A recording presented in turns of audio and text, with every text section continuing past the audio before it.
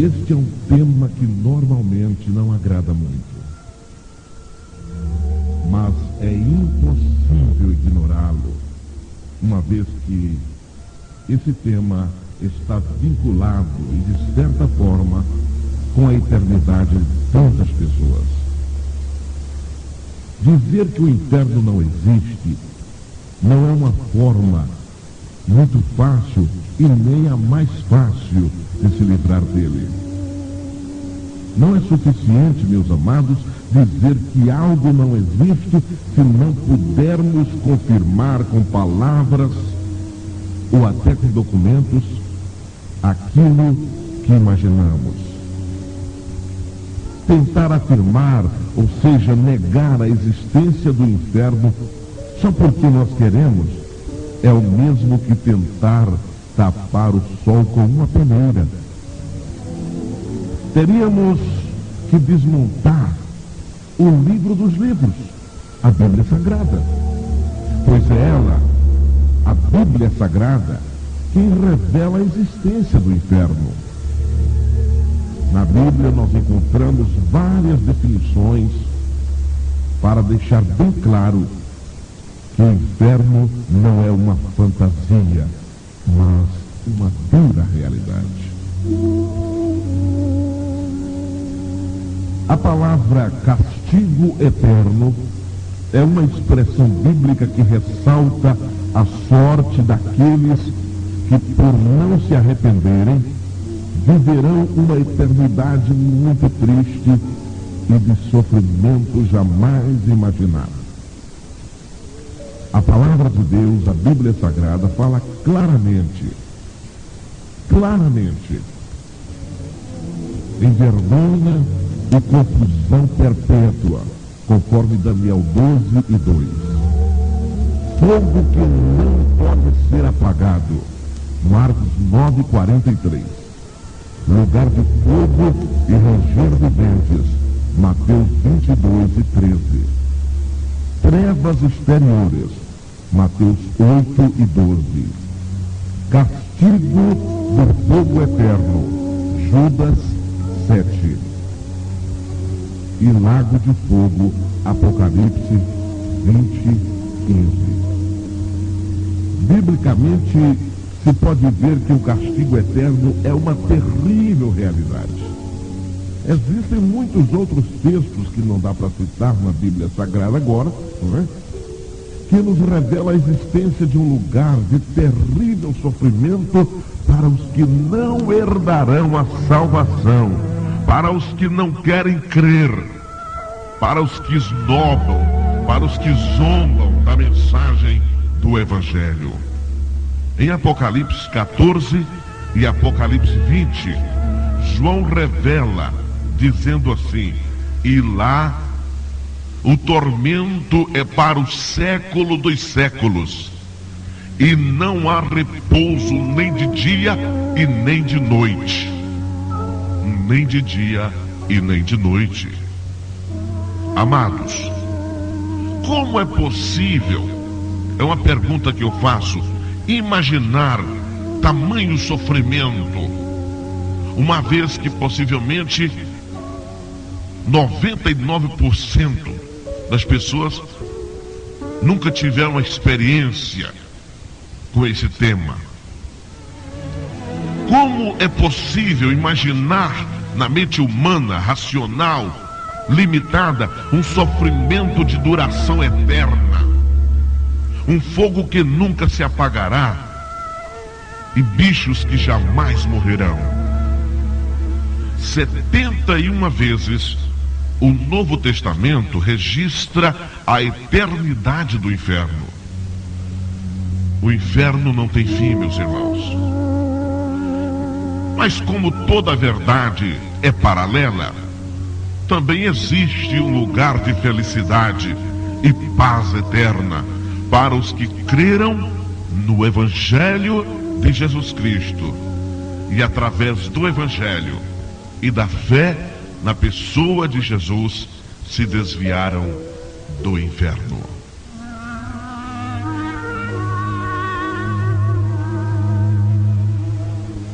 E eu quero agora compartilhar com os irmãos, amigos, ouvintes, que através desta gravação estão acompanhando uma experiência que eu vivi há algum tempo atrás, quando eu estava na cidade de Curitiba, participando de um trabalho de missões na Igreja Central, na Igreja Sede das Assembleias de Deus de Curitiba. Nós fomos convidados para pregarmos ali da quinta até o domingo. Na noite de quinta para sexta-feira, cheguei no apartamento onde estava hospedado, ajoelhei-me e fiz um pedido para Deus. Era mais ou menos 11h30 da noite. Eu disse para Deus: Deus, eu quero que o Senhor me proporcione neste final de semana uma grande experiência para que eu possa compartilhar com esse povo aqui nesta cidade, nesse trabalho. O Senhor sabe da minha responsabilidade e que eu preciso de um subsídio do céu. Irmãos, naquele momento, eu acredito que tive realmente uma grande experiência. Eu comecei a viver uma grande experiência. Eu tive como se fosse uma grande revelação da parte de Deus. Porque eu me vi em um determinado lugar. E vi quando de repente diante de mim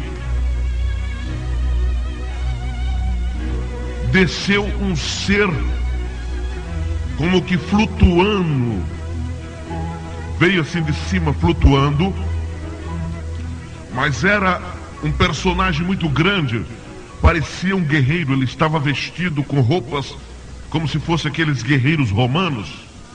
Ele veio suavemente, desceu diante de mim. Quando eu vi aquele personagem descendo no ar e colocando-se diante de mim, eu pensei até que era um ser realmente espiritual da parte de Deus. Eu pensei. Mas algumas coisas depois mudaram relacionado a isso. Porque quando ele se colocou diante de mim, ele tinha na sua mão um cetro enorme. Na ponta do cetro tinha um emblema. Ele tinha na sua cabeça como uma coroa. E também naquela coroa tinha o mesmo emblema que tinha no cetro. Quando ele colocou-se diante de mim, eu senti medo, temor e um certo terror. E eu clamei no meu coração e disse: Deus, tenha misericórdia de mim.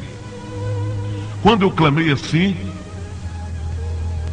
aquele personagem começou a rir, a sorrir de uma maneira que me transmitiu ainda maior insegurança e temor. E de repente, do seu lado, colocaram-se 3 figuras exóticas, assim, de uma aparência horripilante. Não dá para explicar direito, mas parecia que eram 3 cachorros grandes, mas que tinha fisionomia de homens. E do outro lado, era como se fossem 3 homens com fisionomia de animal. Diante daquele sorriso que me amedrontava, eu clamei no meu coração: Jesus, tenha misericórdia de mim. E de repente aquele homem apontou aquele cetro na minha direção e o chão debaixo dos meus pés desapareceu. E eu comecei a descer por um túnel escuro. Era tudo muito escuro, mas eu tive a impressão de que era um túnel. E comecei a descer numa velocidade incrível. Eu não conseguia apalpar em nada, não apalpava em nada, mas sabia que estava descendo numa velocidade tremenda em um túnel escuro. Depois de descer muito em alta velocidade, de repente, os meus pés se assentaram no chão. Naquele escuro do túnel, uma porta se abriu e diante de mim está a cidade envolta assim, como por fumaça, por uma coisa escura, negra. Aquele homem do início eu não vi mais, mas aqueles 3 animais esquisitos, de aparência estranha, eles estavam lá perto da porta, como se estivessem me recepcionando. E eles, naquele exato momento, falavam coisas tremendas para tentar me ferir emocionalmente. Eles usavam argumentos e frases que batiam em mim, feriam meu coração e me desmoralizava assim, e me jogava por baixo e me deixava por baixo. Mas não estavam ali somente aqueles 3 animais, havia outros animais, coisas que humanamente falando é impossível explicar, e talvez você nem mesmo em cinema, em filmes, esses filmes de terror, você consegue ver coisas parecidas com aquilo. São coisas, animais de todos os tipos, de todas as aparências, animais horríveis que dão arrepio só de pensar, e que falam, e todos eles usavam termos de blasfêmia, eles blasfemavam contra mim. Era como se eles estivessem tentando me diminuir emocionalmente, me desmoralizar emocionalmente. E eu saí por ali naquela cidade escura, em volta daquela fumaça, daquela coisa, via-se prédios, aparentemente todos assim, em estado de pós-destruição, lugar terrível, um lugar que lhe dá uma sensação de solidão, porque em tudo aquilo ali que eu vivi, presenciei, a maior sensação que eu senti foi de estar só. Quando eu comecei a caminhar no meio daqueles animais, e de longe ouvindo gemidos, e ouvindo assim como se houvesse pessoas ali que gemiam, irmãos, amigos, eu sentia só. Tinha certeza dentro de mim que eu estava no inferno, que eu estava num lugar de sofrimento, que eu estava num lugar de esquecimento, que eu estava num lugar de solidão, que não tinha ali luz de Deus, que não tinha a presença de Deus, que o Espírito Santo não estava ali. Eu me senti só. E naquele momento a minha ideia, meu sentimento foi de procurar pessoas que eu pudesse conhecer e que poderiam estar ali. E saí caminhando. De repente, como se uma perna cruzou no meu caminho, e eu me tropecei e caí de boca no chão. Caí estendido, a cara no chão. E quando eu caí, já estava imóvel, não conseguia me movimentar. Só que, para que você entenda, mesmo caído com o nariz na terra, eu conseguia ver o que passava por cima de mim. É um mistério que não se explica, mas eu conseguia ver o que passava por cima de mim. E sabe o que foi que eu vi? Eu vi um ser que veio voando. E esse ser, ele tinha uma capa muito grande, uma capa negra. E ele tinha como se fosse assim, a expressão de um vampiro. De um vampiro. E ele veio voando, deitou sobre mim, foi descendo, deitado sobre mim. Era como se ele estivesse descendo devagarzinho e ia pousar sobre mim. E eu deitado, de nariz na terra, virado de costa para cima. Mas eu via ele. Mas ele não chegou, a altura mais ou menos de meio metro. Ele levou a mão por baixo assim da minha cabeça, assim, passando pela minha testa, e eu vi aquelas unhas enormes. E a impressão que eu tive é que ele ia agarrar nos meus olhos. Eu tive essa impressão. Eu queria falar, mas eu não podia. Eu sentia que a língua tinha crescido dentro da boca, e a boca era pequena para conter o tamanho que a língua tinha tomado, a dimensão que ela tinha tomado. Mas eu, no meu coração, eu comecei a clamar por Jesus. Tenha misericórdia, me livra, me tira daqui, Senhor. E aquela mão tremeu, tentou agarrar em mim, mas não pôde. E de repente, ele foi jogado assim no ar para trás, numa violência tremenda. E eu senti novamente que eu estava livre. Levantei-me, saí caminhando. E então, a partir daquele momento, eu comecei a ver algumas cenas. Por exemplo, naqueles casarões, eu via como se fossem celas, algumas celas vazias, e eu via muitas correntes para amarrar pessoas, tanto pelos pés, quanto pelas mãos e pelo pescoço. Eu via também pessoas, seres assim de longe, que pareciam totalmente deformados e que gemiam, amarrado pelos pés, pelo pescoço, pelas mãos, e que estavam jogados naquele lugar, mas não dava para conhecer porque estavam totalmente deformados. Eu vi ali, meus irmãos, assim pelas costas, pessoas que eu pensava, é o fulano, é a ciclana que está ali. E quando eu chegava perto, que eu chamava a pessoa, que eu não vou mencionar o nome, mas quando eu chamava a pessoa que eu deduzia ser pessoas que eu conhecia, quando a pessoa virava assim para mim, então eu via que não era aquela pessoa, porque a fisionomia, se fosse a pessoa, eu não reconheceria então. Pelas costas sim, mas pela frente não dava, porque estava deformado. Era uma pessoa monstra, era um monstro que estava ali. Muitas coisas eu vi, muitas experiências terríveis eu vi.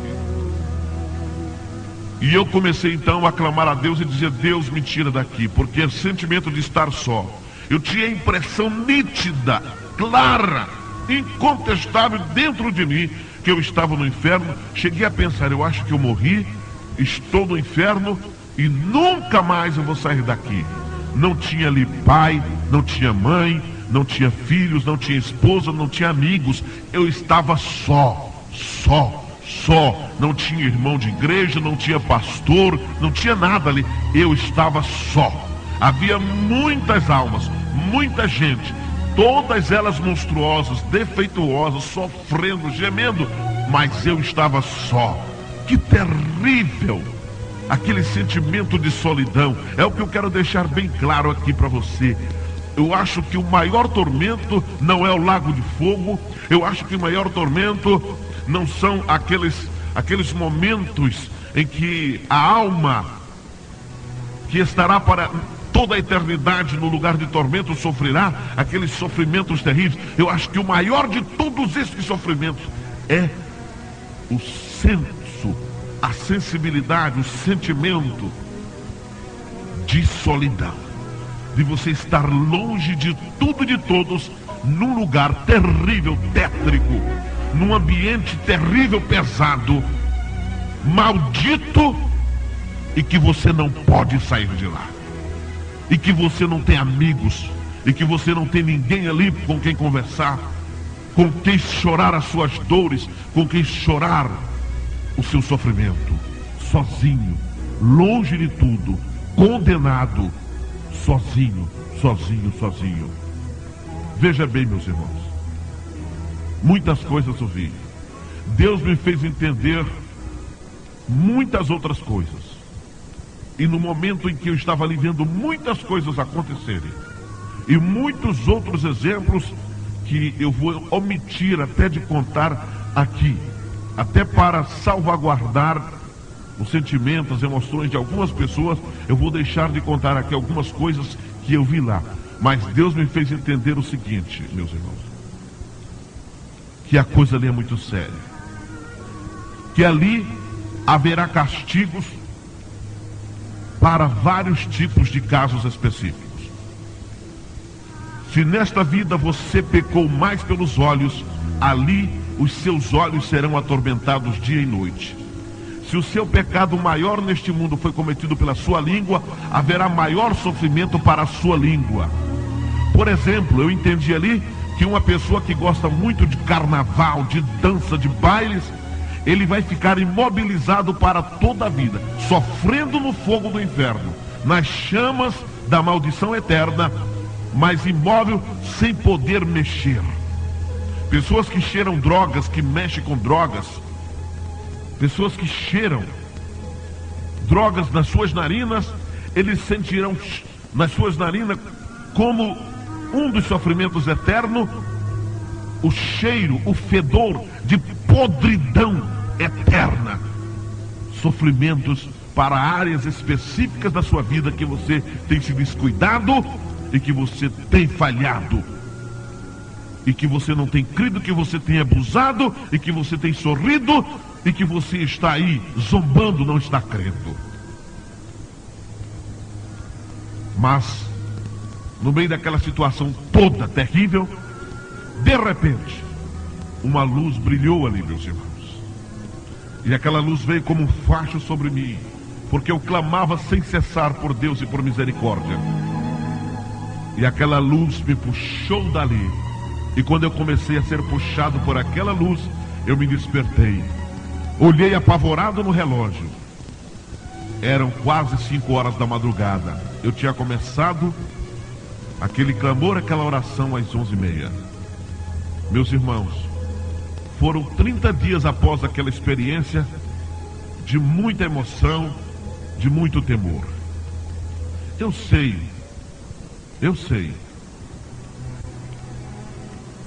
que nesse exato momento alguma coisa já está acontecendo com alguém que ouve esse testemunho. Estou seguro, muito certo, de que após ouvir esta experiência,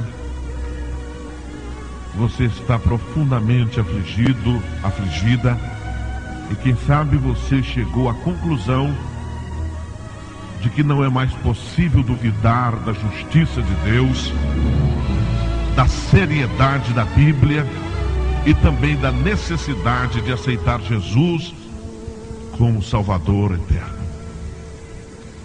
Para que você possa desviar-se do inferno, esse inferno de tormento eterno. E eu quero dizer a você que ainda não serve a Deus, que ainda não decidiu-se por Jesus, que só existe um caminho. Jesus é o caminho, a verdade e a vida. Todo aquele que ouve a sua palavra e aceita, tem a vida eterna. Pense nisso para finalizarmos. Só irá ao inferno aquele que quiser. A parte de Deus já foi realizada.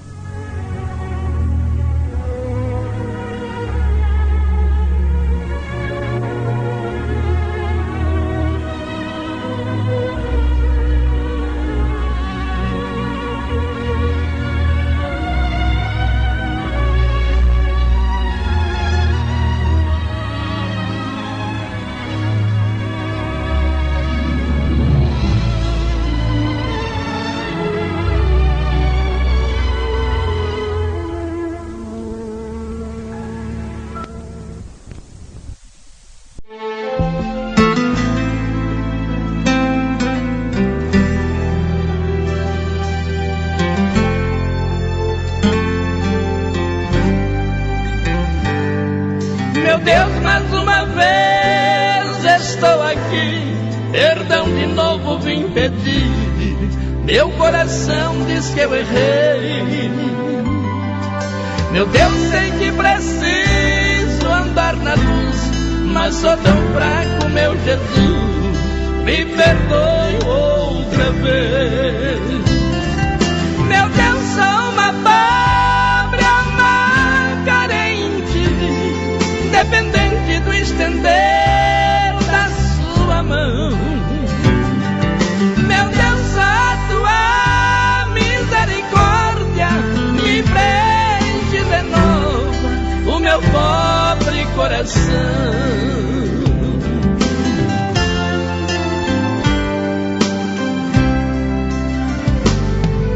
Meu Deus, eu já me sinto envergonhado, tenho lhe incomodado de tanto pedir perdão.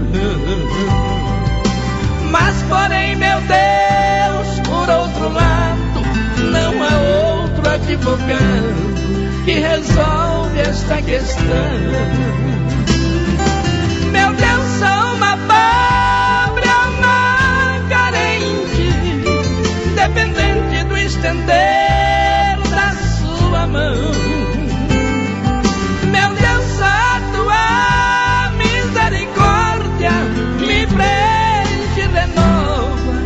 meu pobre coração.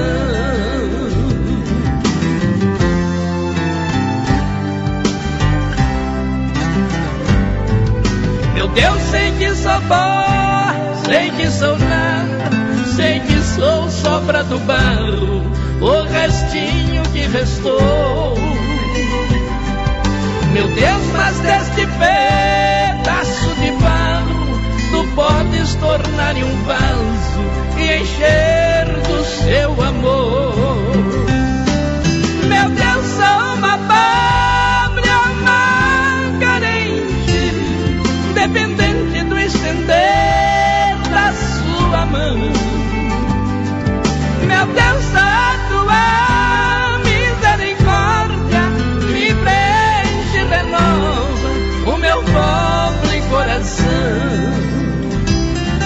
Meu Deus, a tua misericórdia me preenche de novo o meu pobre coração.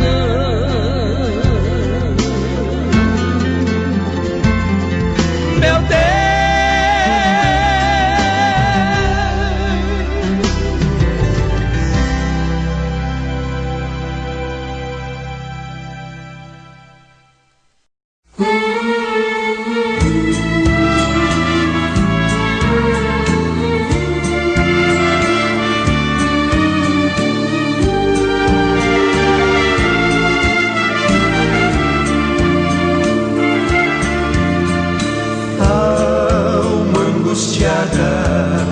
pelo tentador, olha Jesus, teu Salvador, diz-lhe que é grande tua fé e tua dor, Ele te dará proteção. Seus olhos de grande compaixão, olha suas mãos, acalma sua dor, seus lábios sempre repetem assim: sou teu fiel protetor.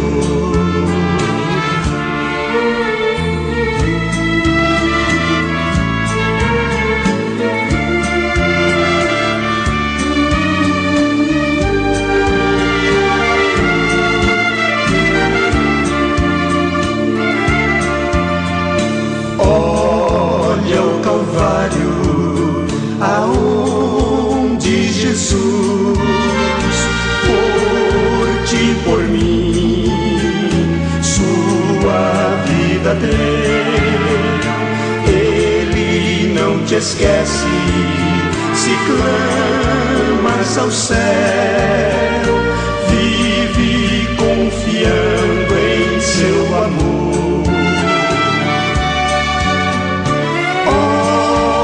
Seus olhos de grande compaixão, olha suas mãos, acalma sua dor, seus lábios sempre repetem assim: sou teu fiel protetor. Olha Cristo, olha o Senhor, vive confiando em seu amor.